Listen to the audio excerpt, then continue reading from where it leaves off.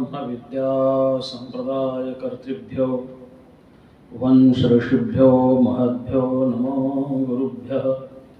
सर्वोपप्लवरहित प्रज्ञानघनः प्रत्यगर्थो ब्रह्मैवाहमस्मि।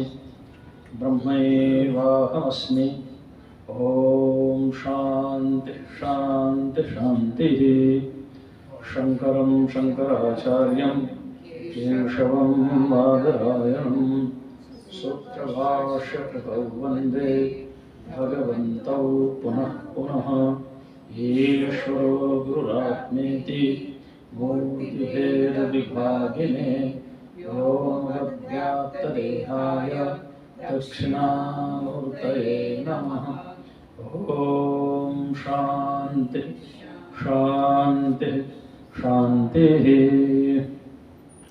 पार्थाय प्रतिबोधितां भगवता नारायणेन स्वयं व्यासेन ग्रथितां पुराणमुनिना मध्ये महाभारतम् अद्वैतामृतवर्षिणीं भगवतीम् अष्टादशाध्यायिनीम् अम्ब त्वामनुसन्दधामि भगवद्गीते भवद्वेषिणीम्।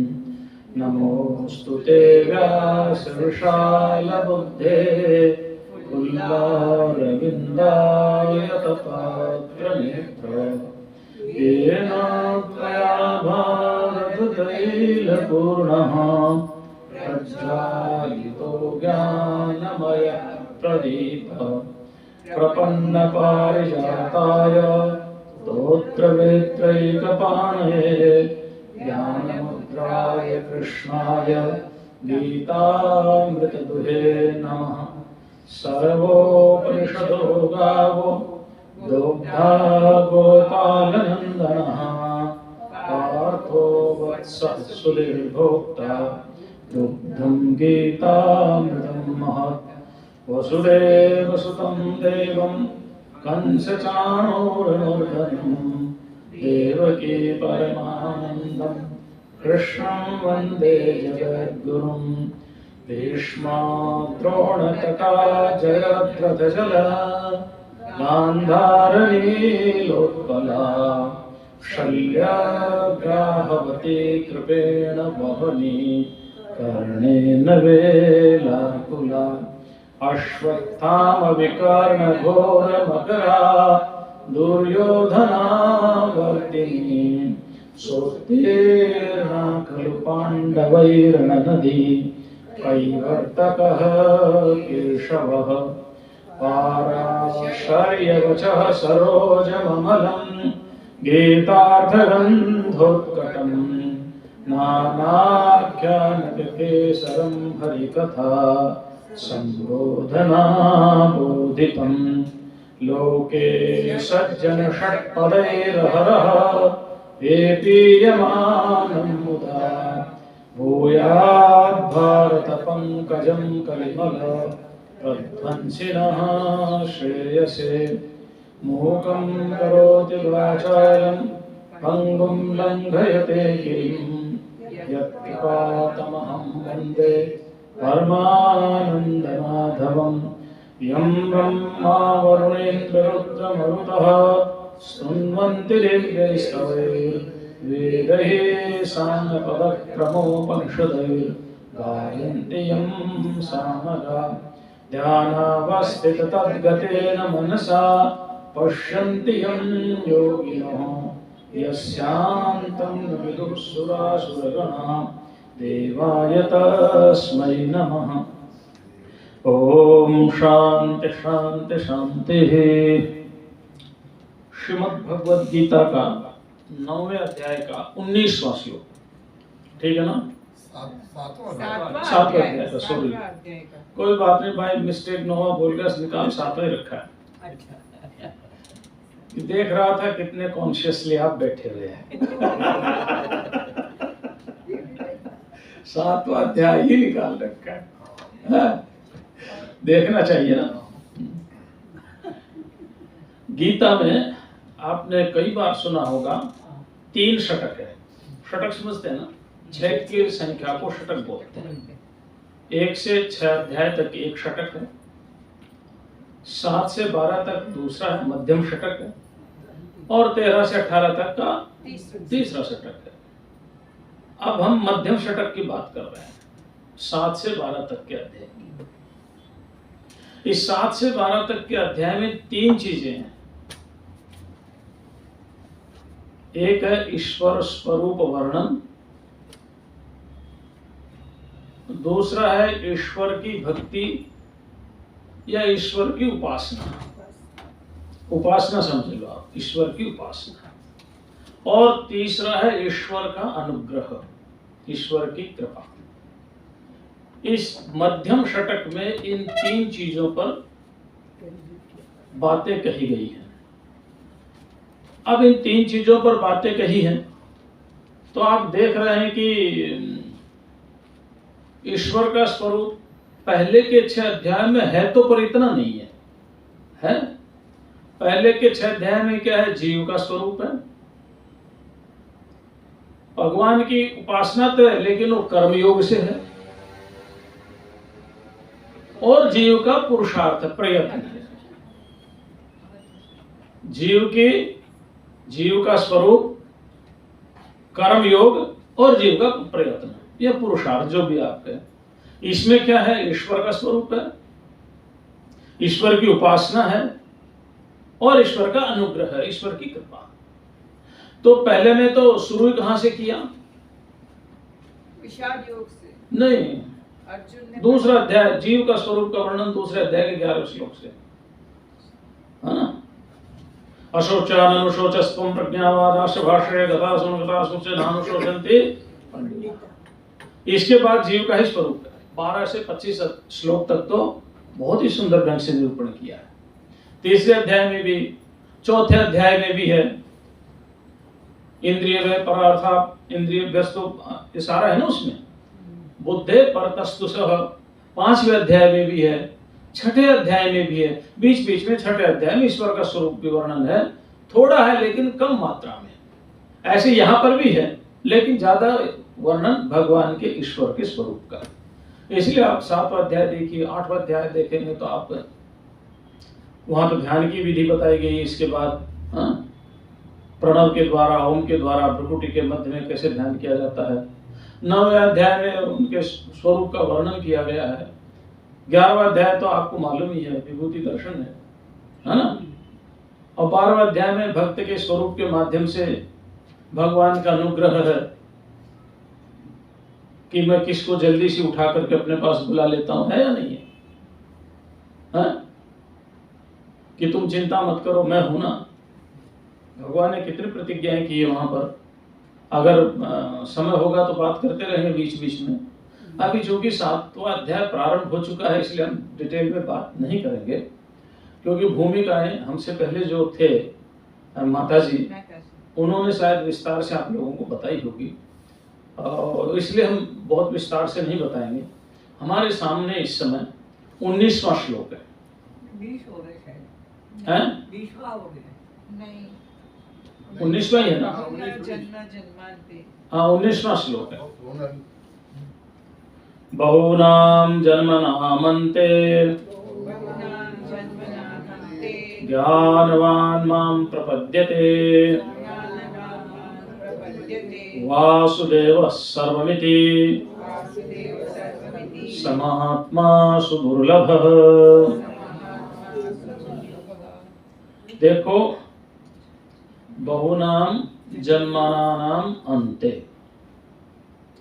जब बहुत से जन्म होते हैं और जब अंतिम जन्म होता है तो हमारा एक शास्त्र का सिद्धांत है, शास्त्र का सिद्धांत कि बिना कर्म संस्कारों के जन्म होता नहीं है। समझ गए ना? तो हमारा सबसे पहला जन्म मनुष्य का ही होगा, क्योंकि कर्म और भोग दोनों मनुष्य योनि ही है। देवता केवल भोग योनि है। मनुष्य नीचे की जितने भी हैं वो भी भोग योनि है। तो मनुष्य ही ऐसा शरीर है जहाँ कर्म और भोग दोनों माने जाते हैं। तो कभी कर्म किए होंगे तो संस्कार बने होंगे, तब ना जन्म हुए होंगे। नहीं समझे? समझे। तो ऐसा समझ लो कि हमारा पहला जन्म भी मनुष्य का है और अंतिम जन्म भी। तो ये कहने का अर्थ है कि भाई अब ये आपका अंतिम जन्म है, it is your last birth.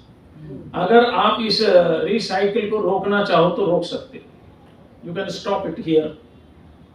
ये जो जन्म मरण का चक्र चल रहा है, पुनरपि जननम पुनरपि मरणम पुनरपि जननी चक्रेषु, ये संसारे खलु दुस्तारे कृपया पारे पाहि मुरारे, इसको आप रोक सकते हो अगर आप चाहो तो ज्ञानवान माम प्रपद्यते, माम प्रपद्यते मेरे को प्राप्त होता है ना।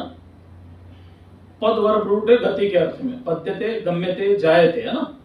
तो प्रउपसर्ग है, तो ज्ञानवान माम प्रपद्यते, ज्ञानवान मुझको प्राप्त होता है। कब? बहुनाम जन्मनाम अंते। अब देखो इस पर विचार करना है। 19वां श्लोक, इससे पहले कुछ बातें बताई भगवान ने। क्या बातें बताई है? विचार करो श्लोक पर, भाष्य तो पढ़ेंगे।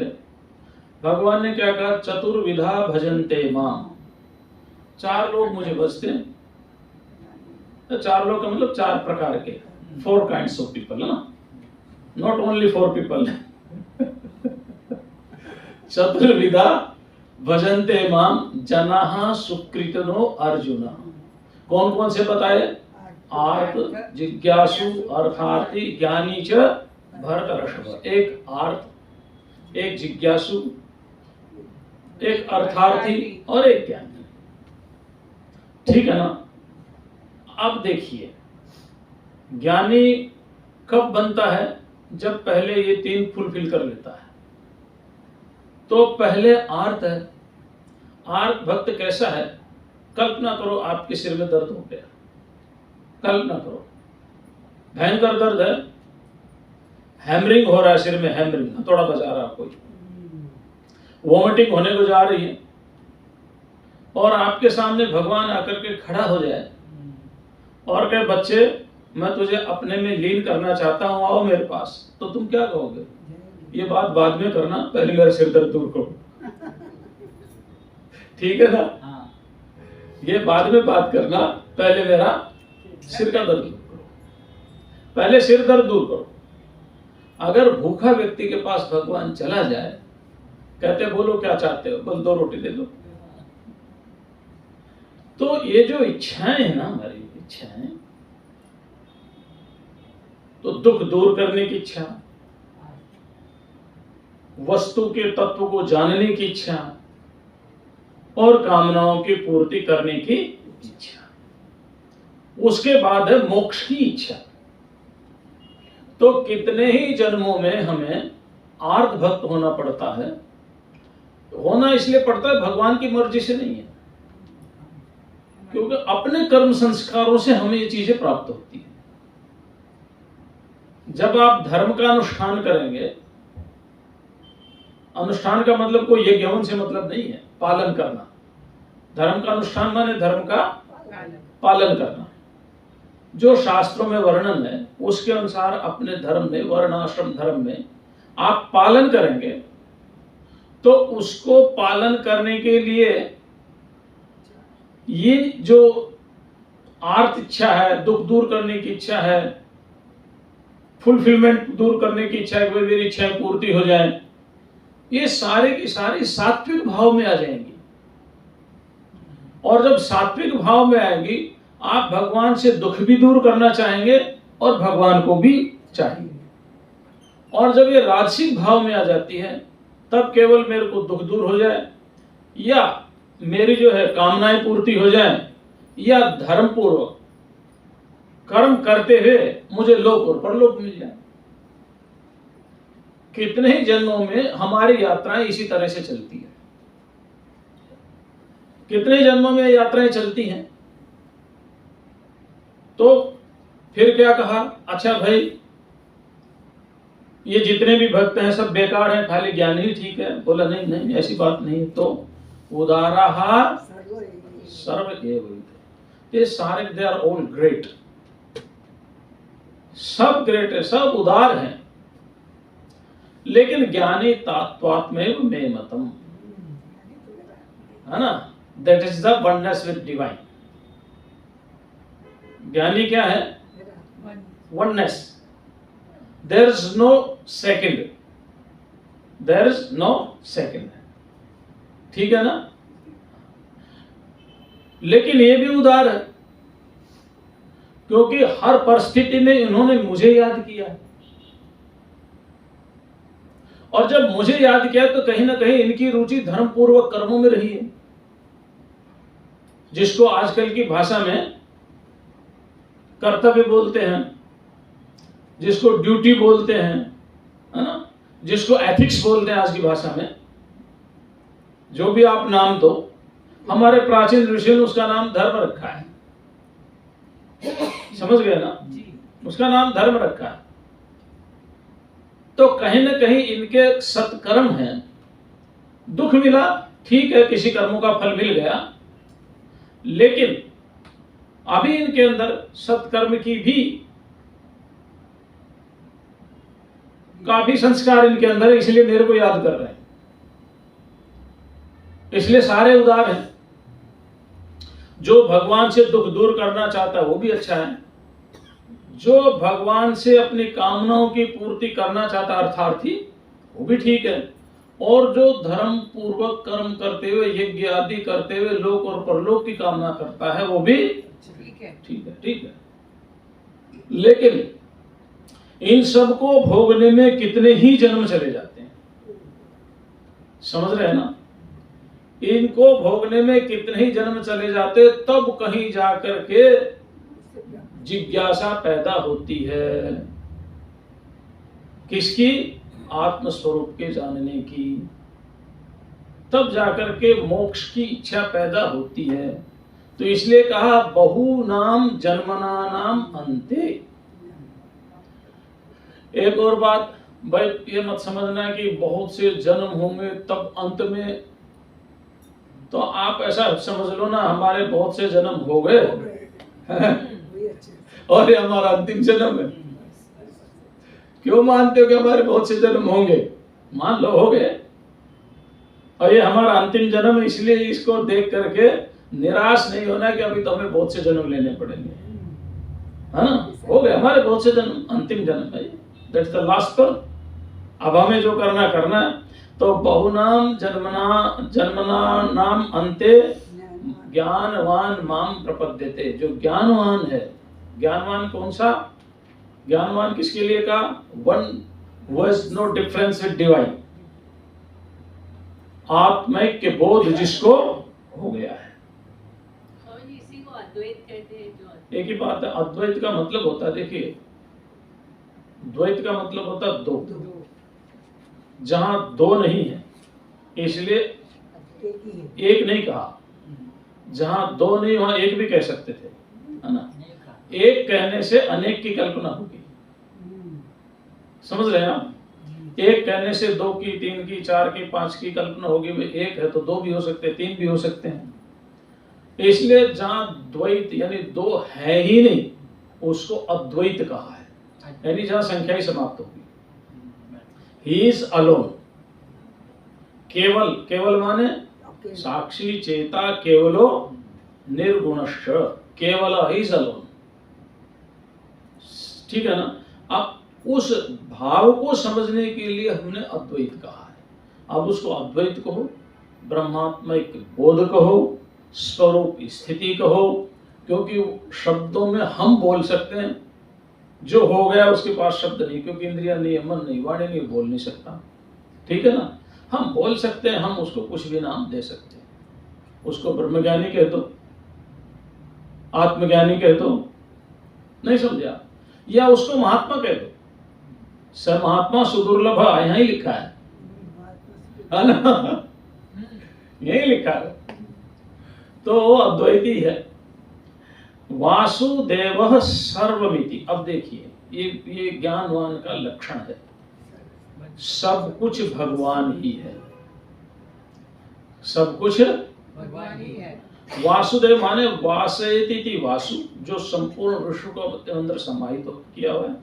और देव माने प्रकाशित है, संपूर्ण विश्व को, संपूर्ण ब्रह्मांड को, संपूर्ण प्रपंच को अपने अंदर लेकर के जो स्वयं प्रकाशमान है।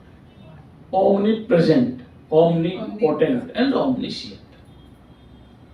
देखो अब यहाँ थोड़ा सा आपको थोड़ा सा हो सकता है बुरा लग जाए, तो कोई बात नहीं, चीज को समझ लो। थोड़ा सा तो बुरा लगेगा आपको, कोई बात नहीं, घर जाकर के गाली दे लेना। देखो एक है फाइनाइट, एक है इनफाइनाइट, समझ रहे ना? श्री कृष्ण फाइनाइट है, इनफाइनाइट है।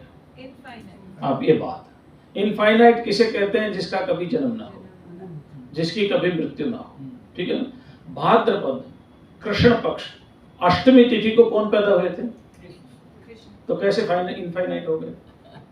क्योंकि वो बताओ, प्रागट्य हुआ। प्राकट्य हुआ ना, जन्म तो है ना, और जाने की तिथि भी है, तिथि है ना जाने की। तो जिसके आने की तिथि है, जिसके जाने की तिथि, वो फाइनाइट कैसे हुआ? ये हमारे लिए हाँ, इसीलिए तो कह रहा हूं, बुरा लगेगा, सुन लो। मनुष्य रूप में, हैं? मनुष्य रूप Finite अरे किसी रूप में हो नाम, जब हम श्री कृष्ण को कहते हैं तो वही तो रूप दिखाई देता है ना हमें। क्या कहते हैं? बाके बिहारी कहते हैं, श्याम सुंदर कहते हैं, उसको मुरली मनोहर कहते हैं, गोपी जन वल्लभ कहते हैं, जो भी कहते हैं, मनुष्य के रूप में ही तो उसका हम स्मरण कर रहे हैं। समझ रहे हैं आप? अब तो सुनना, ध्यान से सुनना। एक है फाइनाइट, अच्छा वो श्री कृष्ण भी हो सकते हैं, शिव भी होते हैं, कुरान भी, कोई भी हो सकता, जिसका जन्म हो गया और जो चला गया, और जो एक सीमित उसमें ढांचे में आ गया, वो इनफाइनाइट नहीं, फाइनाइट है, समझना। लेकिन इट रिप्रेजेंट्स द इंफिनिटी। कैसे? अब जैसे कि भारत का झंडा है, तो भारत से बड़ा है या छोटा है? बताओ, विचार करो। महत्व कहेंगे तो बड़ा, लेकिन झंडा पूरे भारत का, यानी पूरे देश का रिप्रेजेंट कर रहा है, इसलिए बड़ा है। ठीक है?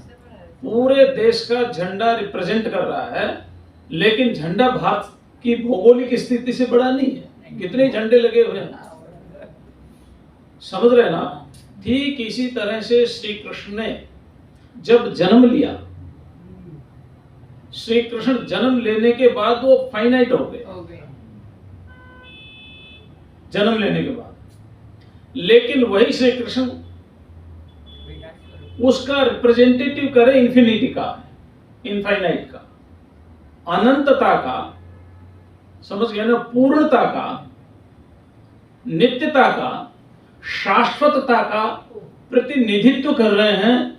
वो जो नाम और रूप में आकर के हमारे सामने उपस्थित है। जब तक नाम और रूप है, जब तक नाम और रूप है, तब तक हाँ। तो यहाँ वासुदेव का अर्थ श्री कृष्ण नहीं लेना, ये समझाने के लिए मैंने बात बोली है। वासुदेव का अर्थ यहाँ सर्वम वासुदेवम इति। यहाँ वासुदेव का अर्थ क्या है? इनफाइनाइट डिवाइन, जो सब में वास कर रहे हैं, जो सब में वास करे, जिसमें सब वास कर रहे हैं, जिसमें सब है ना? जो सब में वास कर रहे हैं और जिसमें वास। सब वास। अच्छा है क्या? देखो सुन लो, थोड़ा थोड़ा कभी कभी कठोर वाक्य भी सुन लेने चाहिए, भावना की प्रतिकूल भी ज्ञान लेने के लिए सब सुनना है, सुन लो। अब इसमें क्या है कि तत्व तो एक ही है, तत्व भेद नहीं है। अब हमारी विचार और धारणा के अनुसार हमने नाम और रूप अलग अलग सेलेक्ट कर रखे हैं।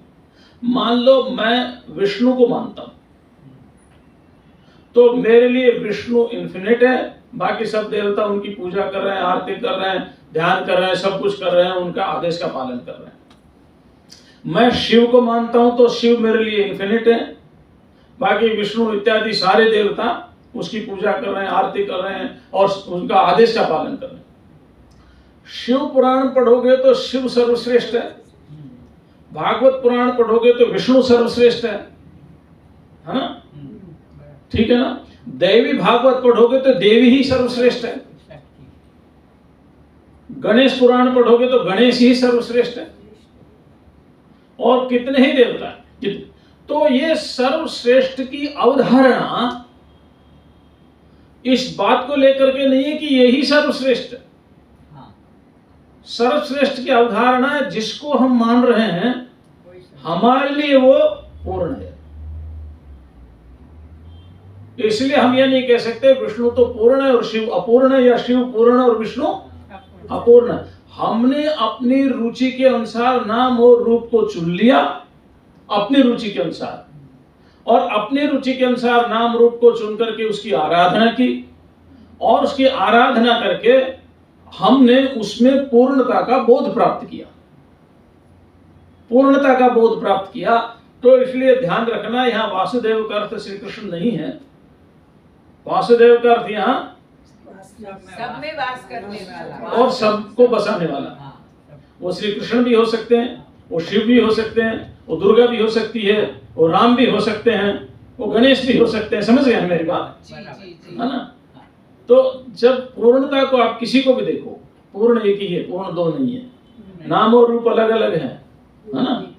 लेकिन तत्व में कोई अंतर नहीं, तत्व सब एक ही है। तो ये नाम रूप को छोड़ करके आगे बढ़े। तो वो श्री कृष्ण भी वासुदेव हो सकते हैं, वो श्री राम भी वासुदेव हो सकते हैं, वो शिव जी भी वासुदेव हो सकते हैं। तो वासुदेव माने यहाँ अर्थ है कि व्यापक परमात्मा। ठीक है? तो वासुदेव सर्वम, वही सब कुछ है। ये समझना चाहिए क्या, ये भगवान के विस्तार हैं, ये सब जो रूप हैं अलग अलग भगवान। देखो ऐसा होता है, एक है अवतार की अवधारणा, भक्तों के कल्याण के लिए भगवान अनेक अवतार लेते हैं। अब आप तो कृष्ण भक्त हैं, तो उसी कृष्ण ने तो सुअर का अवतार लिया था। वराह अवतार किसने लिया था हाँ, बताओ? पहला- मत्स्य अवतार किसने लिया था? वही कृष्ण। भाई उन्होंने ही तो लिया था ना। लेकिन वराह अवतार को व्यापक मानने में दिक्कत आती है। क्यों? क्योंकि एक संस्कार बन गया हमारा, जबकि वो भी वही है। मत्स्य अवतार को मानने में दिक्कत आती है, जबकि वही है। तो ये नाम रूप को छोड़ना पड़ेगा। भगवान किसी भी नाम में आ सकते हैं, किसी भी रूप में आ सकते हैं। समझ गए? कोई चीज सुंदर है या असुंदर है, ये हमारे विचारों पर है। भगवान के लिए सुंदर असुंदर कुछ नहीं है। शिव है, कृष्ण है, ये भगवान के अलग अलग नाम और रूप है, बस। भगवान एक ही है। भगवान तो एक ही है। हाँ, ये अलग अलग नाम रूप भक्तों के लिए उन्होंने धारण कर रखे हैं, इसलिए इसमें कभी विवाद नहीं करना चाहिए, है ना? नाम रूप है, भक्तों की इच्छा के अनुसार जैसा भक्त जैसा चाहिए वैसा उन्होंने धारण कर लिया। किसी में कोमल स्वभाव है, माँ को भक्त बनना चाहता है तो भगवान दुर्गा बन करके आ गए। वही किसी ने कहा कि मुझे तो दुख दूर करना, मेरे सारे दुख दूर हो जाएं, तो उसके लिए भगवान गणेश बन करके आ गए। किसी ने कहा नहीं नहीं, मुझे तो रोग दूर करने हैं, तो रोग दूर करने अगर वो वैष्णव है तो उसके लिए धन्वंतरी बन करके आ गए। अगर वो शैव है तो उसके लिए मृत्युंजय बन करके आ गए। कोई भेद नहीं है। हम क्या चाहते हैं, हमारी क्या इच्छा है भगवान से, उदारा सर्वेति कहा ना, तो उस रूप में हमारे सामने आकर के उपस्थित हो जाते हैं। इसलिए नाम रूप हाँ अलग अलग हैं, तत्व एक है। नाम और रूप व्यापक नहीं है। नाम और रूप को जिसने धारण किया है वो व्यापक है। हमारे विचारों के आधार से। हाँ, हमारे विचारों के हाँ, आधार बस। से। नाम रूप को जिसने धारण किया वो व्यापक है। तो यहाँ वासुदेव, वसुदेव से अपत्यम वासुदेव नहीं है। वसुदेव के पुत्र वासुदेव श्री कृष्ण। यहाँ क्या है, वासयति वासु वसु। हाँ, तो जो संपूर्ण विश्व को अपने अंदर समाये हुए है, संपूर्ण विश्व में जो समाया हुआ है, स ओतः प्रोतश्च विभु प्रजास, उस अर्थ में यहाँ वासुदेव है। थोड़ा सा तत्व को समझने में बहुत कठिनाई आती है ना, क्योंकि हमने किसी चीज को पकड़ लिया, उसको छोड़ना बहुत मुश्किल है ना। स्वामी अखंडानंद जी महाराज यहाँ सुबह वेदांत पर प्रवचन करते थे, शाम को भक्ति पर करते थे। तो हरि बाबा जी थे, बहुत अच्छे संत हुए, दिव्य संत हुए, बहुत दिव्य। वो उनको सुबह भी आते प्रवचन सुनने, शाम को भी आते थे। तो एक दिन अखंडानंद जी उनके सामने हाथ जोड़ करके खड़े हो गए। बोला प्रभु आप शाम को आया करो। क्यों? बोला सुबह मुझे सबका खंडन करना पड़ता है।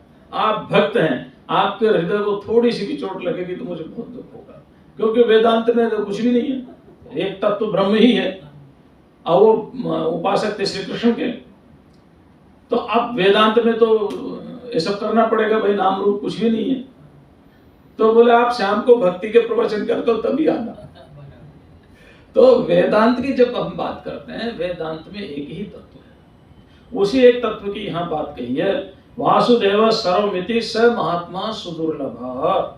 ऐसा महात्मा मिलना दुर्लभ, सुदुर्लभ। लभ तो है, प्राप्त तो होता है, लभते, लेकिन थोड़ा कठिनाई से मिलता है, थोड़ा और कठिनाई से मिलता है, क्योंकि ये जो कामना है ना हमारी, दुख दूर करने की, इच्छाओं की पूर्ति की और लोक लोकांतरों के भोगों की, ये हमें बांध करके रखती है। भाष्य पढ़ें। जी।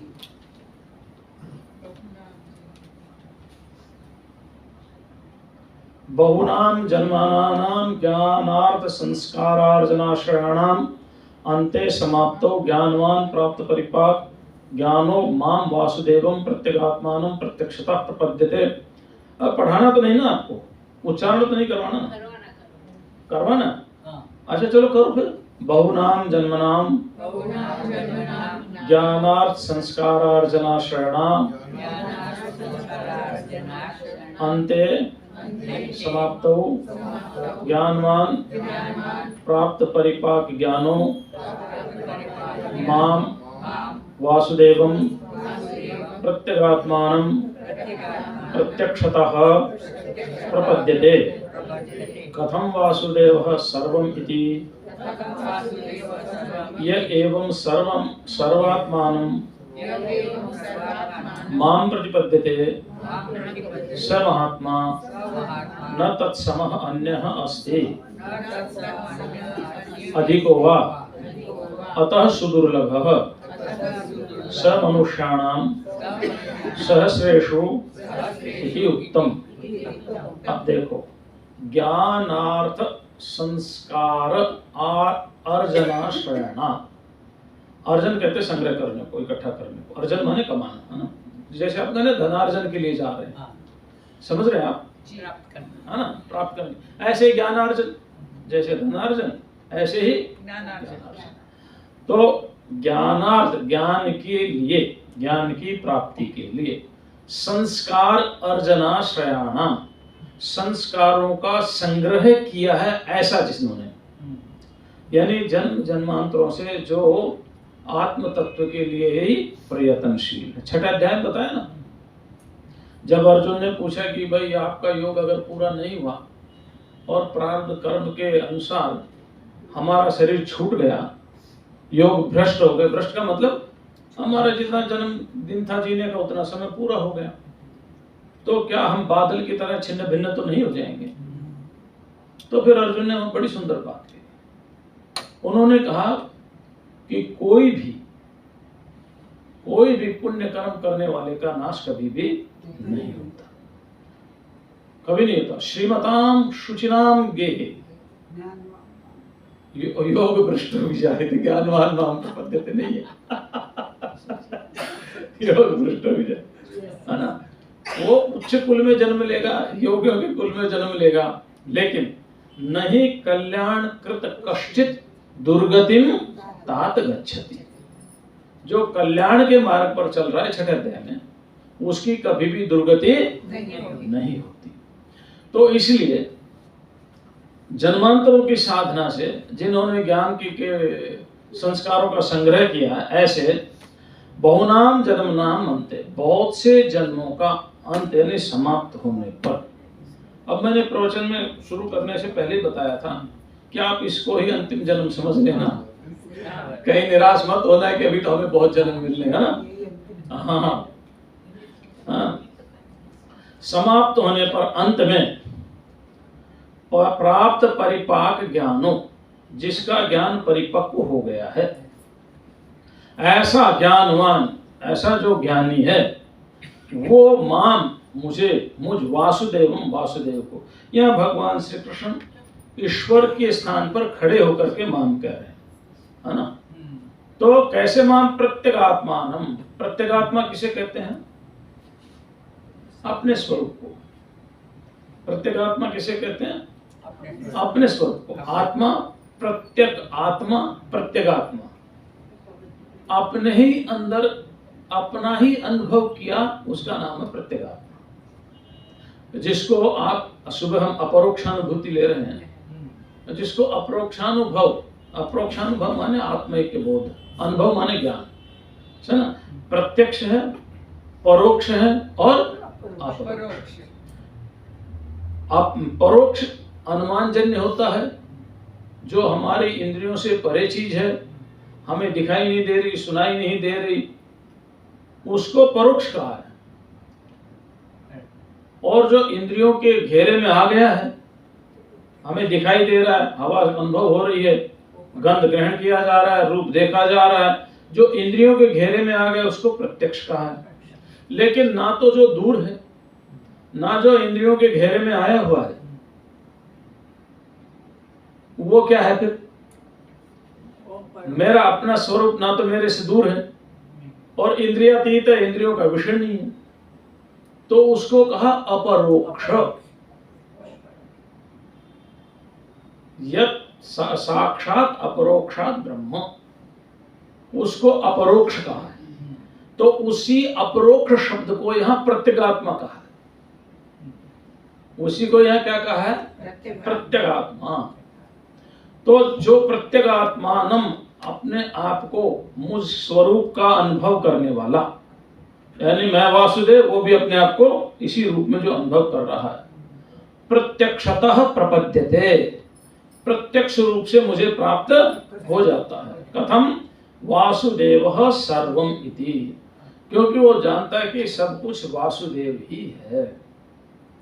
ये एवं वर्तमान सर्वात्मानं माम प्रतिपद्यते, इस प्रकार जो सर्वात्म रूप से मेरे को प्राप्त हो गया। सर्वात्म रूप से माने अभिन्न रूप से, है ना। सभी आत्मा है, सभी आत्मा नहीं, सभी मैं हूँ। सभी में ठीक है ना। जो सर्वात्म रूप से मुझे प्राप्त हो गया है, स महात्मा वही महात्मा है। अब देखो महात्मा की परिभाषा देखी है। महात्मा किसी इसलिए कभी कोई कहीं लाल कपड़े सफेद कपड़े वाले साधु गड़बड़ करे तो महात्मा नहीं है वो ना। महात्मा की तो ये परिभाषा है, ठीक है ना। ये परिभाषा महात्मा की, तो इसको महात्मा कहते हैं, जो ईश्वर को जानने लगा। हाँ। स महात्मा न तत्समः अन्यः, उसके बराबर कोई नहीं है। अधिको वा अस्ति, न उससे अधिक कोई है, न उससे बड़ा कोई है, न उससे वो अखंडानंद जी महाराज एक वो सुनाते हैं प्रसंग कि एक बार उड़िया बाबा जी से पूछा, महाराज ज्ञान बड़ा कि भक्ति बड़ी? ज्ञान बड़ा कि भक्ति बड़ी? तो बोले भाई भक्ति बड़ी है। तो जो वेदांत को मानने वाले थे, महाराज क्या बात कर रहे हैं, ज्ञान बड़ा है? अरे बोले पागल हो, ज्ञान में कोई बड़ा छोटा होता ही नहीं। वहां तो एक ही है सब कुछ, कौन बड़ा किससे बड़ा होगा, किससे छोटा होगा? बोले भाई बड़ी तो भक्ति है, ज्ञान में कोई बड़ा छोटा नहीं। तो ये जो महात्मा से ना तो कोई बराबर है, ना कोई उससे अधिक है ना। अतः सुदुर्लभ, इसलिए थोड़ा मिलना कठिन है ना। स मनुष्याणाम सहस्रेषु इति उत्तम, हजारों मनुष्यों में भी ऐसा पुरुष अत्यंत दुर्लभ है। आगे श्लोक, आगे चले। आत्मा एव सर्वम वासुदेव इति एवं अप्रतिपत्तौ कारणम उच्यते। ये सब कुछ आत्म स्वरूप ही है, वासुदेव ही है। ये हमारी समझ में क्यों नहीं आ रहा, उसका कारण बता रहे हैं। चलिए श्लोक पढ़ते हैं, आनंद लेते हैं। कामैस्तैस्तैर्हृतज्ञानः प्रपद्यन्ते अन्यदेवताः तं तं नियममास्थाय प्रकृत्या नियतः स्वयः तहि तहि कामैः हृतज्ञानः। तही तही काम ही, अनेक प्रकार की उनके अंदर कामना है। ठीक है ना। मुख्य रूप से 3 कामना समझ लो, सभी उसी में कामनाएं आ जाएंगी, है ना। सबसे पहले दुख निवृत्ति की कामना, दूसरे अभाव की पूर्ति की कामना जिसको अर्थार्थी कहा है, तीसरे लोक लोकांतरों के भोग की कामना। समझ गए ना, लोक लोकांतरों के भोग की कामना। ये मुख्य रूप से 3 कामनाएं।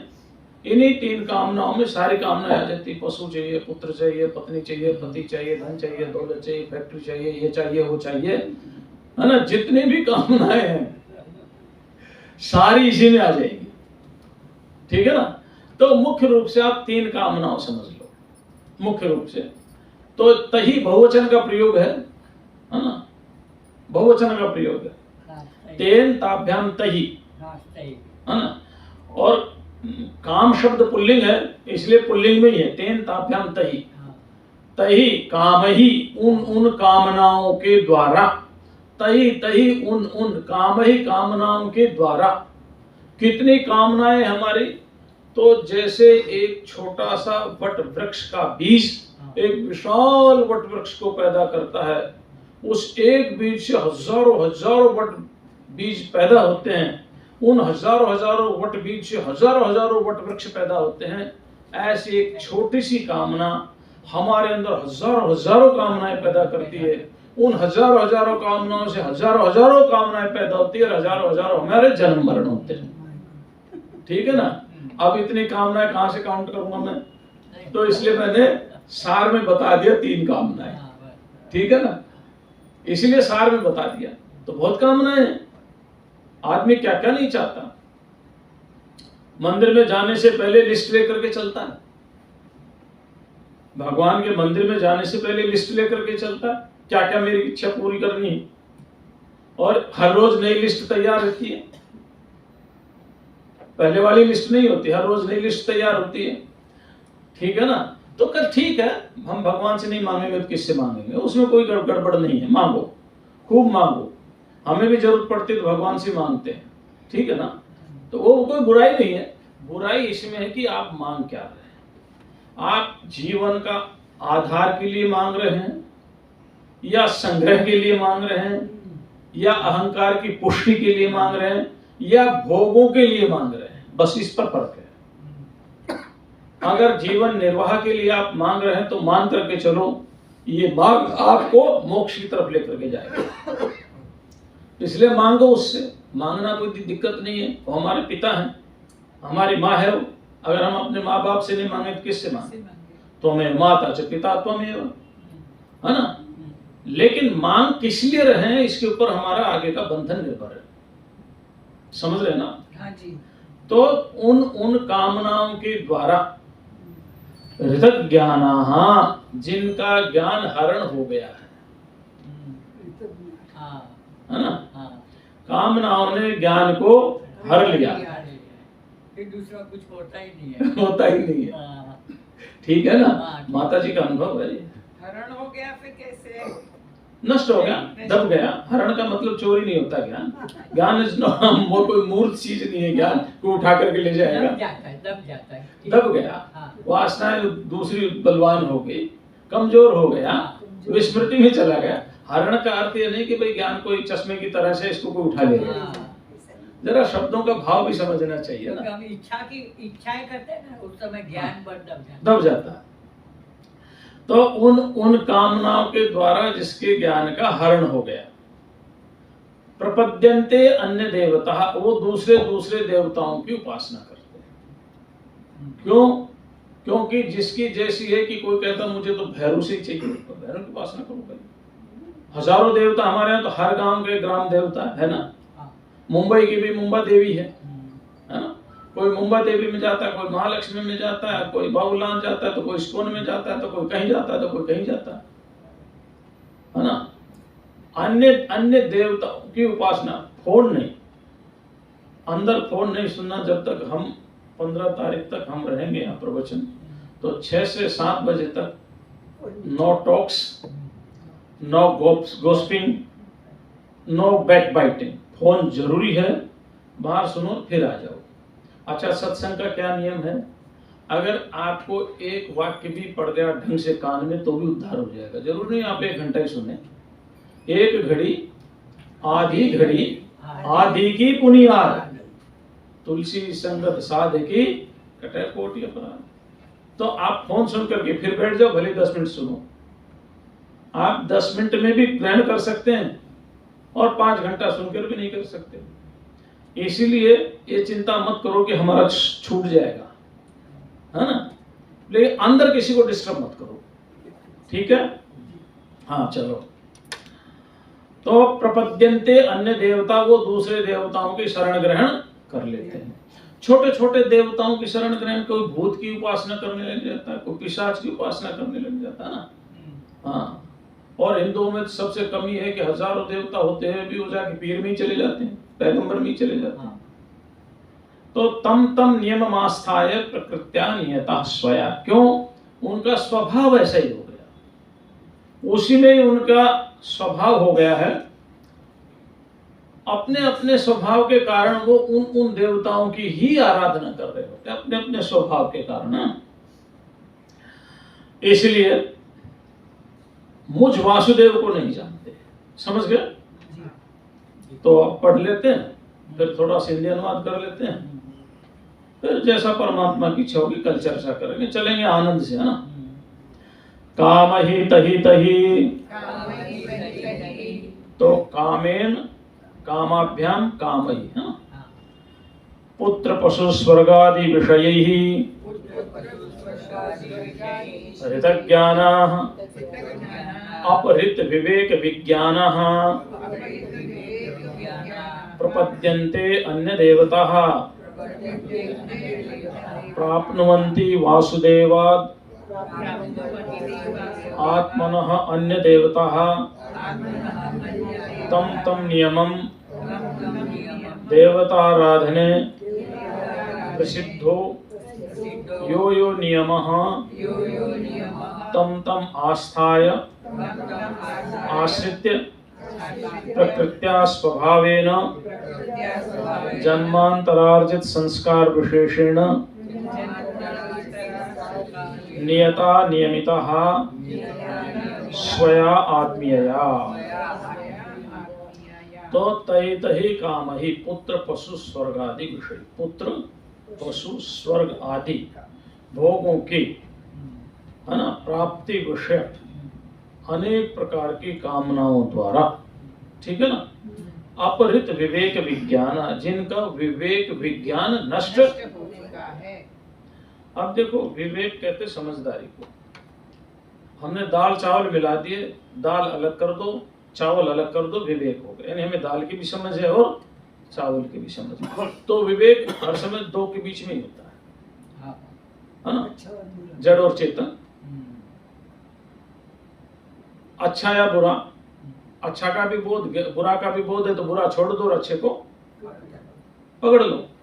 ऐसे ही जिनका विवेक विज्ञान नष्ट हो गया, यानी जिन्होंने उच्च को छोड़ दिया और निम्न को ग्रहण कर लिया, ऐसा समझो जिन्होंने स्वर्ग को छोड़ दिया और राजा बन गए, अथवा जिसने इंद्र को पद तो ग्रहण कर लिया, ब्रह्मा का पद छोड़ दिया।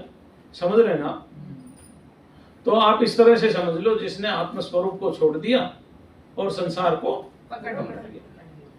तो अपहृत विवेक विज्ञान, जिनका विवेक विज्ञान नष्ट हो चुका है, वो क्या है? प्रकृत्या स्वया, प्रकृति कहते हैं स्वभाव को। प्रकृति किसे कहता है यहाँ? स्वभाव। अनेक जगह प्रकृति स्वभाव के अर्थ में है गीता में, प्रकृति में यान्ति भूतानि निग्रह किम करिष्ये। तो प्रकृति व्यक्ति के स्वभाव के लिए भगवान कृष्ण ने गीता में अनेक जगह शब्द का प्रयोग किया। यहाँ प्रकृति का अर्थ है स्वभाव। अपने अपने स्वभाव से, प्रकृति से कैसा स्वभाव हो? जन्मांतरार्जित संस्कार विशेषण, जो जन्म जन्मांतरों से जिन्होंने संस्कार विशेष को इकट्ठा किया है, जिसके जैसे संस्कार उसका वैसा स्वभाव। तो ऐसा जिन्होंने जन्म जन्मांतरों से कर्मों से अपने संस्कारों को इकट्ठा किया है, वह वासुदेवात् आत्मनः अन्यः देवता, मुझ वासुदेव से भिन्न और अन्य देवता को प्रपद्यन्ते है प्राप्नुवन्ति, वो अन्य देवताओं को प्राप्त कर लेते हैं। और तम तम आस्थाय, नियमः आस्थाय, जो जो जिस जिस देवता की आराधना कर रहा है वह उस देवता को आलम्बन लेकर के, सहारा लेकर के उनका भजन करते हैं और उनकी शरण ग्रहण करते, प्रपद्यन्ते शरण ग्रहण करते हैं। देवता आराधने प्रसिद्धो यो यो नियम, देवता के आराधन में प्रसिद्ध जो जो नियम है तम तम आस्था है, उस नियम का पालन करते हुए प्रकृत्या स्वभावे आश्रित, अपने स्वभाव के कारण उन देवताओं को आश्रय लेते हैं, मुझ वासुदेव से भिन्न देवताओं को, है ना, मुझसे भिन्न समझते हैं, आश्रय लेते हैं। तो अब क्या है कि जितने भी देवता हैं सब देवताओं के एक लिमिटेशन है। जैसे उदाहरण के तौर पर अगर आप इंद्र से मोक्ष मांगोगे तो इंद्र मोक्ष नहीं देगा, समझ गए ना, लिमिटेशन है। इंद्र हमें शक्ति तो दे देगा, शक्ति मिल जाएगी वहां से, लेकिन मोक्ष नहीं मिलेगा। ठीक इसी तरह से धन्वंतरी आपको निरोग दे सकता है ना। सूर्य को भी निरोग का देवता माना है, अगर रोग को दूर करना हो तो सूर्य की उपासना करो, धन्वंतरी की उपासना करो, मृत्युंजय की उपासना करो, है ना। इसी तरह से आपको धन चाहिए तो लक्ष्मी की उपासना करो, आपको कष्ट हरण चाहिए तो गणेश की उपासना करो। ये तो वो देवता जो हमारे भगवान के रूप में हम जिनको जानते हैं, लेकिन और भी लोकल देवता, छोटे मोटे बहुत से देवता है, हर जगह एक एक देवता है, हर गांव में 2-4 10-20-50 किलोमीटर पर एक एक देवता है, लेकिन उन सभी देवताओं की लिमिटेशन, वो उतना ही दे सकते हैं। अब जिसमें जिसकी आस्था हो गई है वो उसमें श्रद्धा पूर्वक उसका भजन करता है, लेकिन वो परमात्मा के सत्य स्वरूप को नहीं जानता। सत्य स्वरूप को न जानने के कारण उन्हीं देवताओं की आराधना कर रहा है। तो ठीक है, करने दो, उन देवताओं में भी तो वही परमात्मा है, और देवता की आराधना कर रहा है उसमें भी वही परमात्मा है।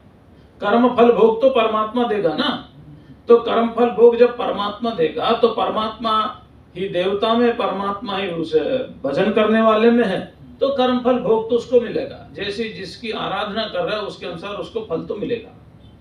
लेकिन वासुदेव सर्वम ये उसको बोध नहीं होगा। संसार मिलेगा, संसार के पदार्थ मिलेंगे, लेकिन जो वासुदेव सर्वम की बात है वो उसके पास नहीं होगा। तो 2 श्लोक की आज व्याख्या कर दी, तीसरे 21वां श्लोक कल से करेंगे। आज इतना ही। ओम शांति शांति शांति। ओम पूर्णमदः पूर्णमिदं पूर्णात् पूर्णमुदच्यते पूर्णस्य पूर्णमादाय पूर्णमेवावशिष्यते। ओम शांति शांति शांति। शंकरं शंकराचार्यं केशवं बादरायणं सूत्रभाष्यकृतौ वन्दे भगवन्तौ पुनः पुनः। ईश्वरो गुरुरात्मेति मूर्तिभेदविभागिने व्योमवद्व्याप्तदेहाय दक्षिणामूर्तये नमः। ओम शांति शांति शांति।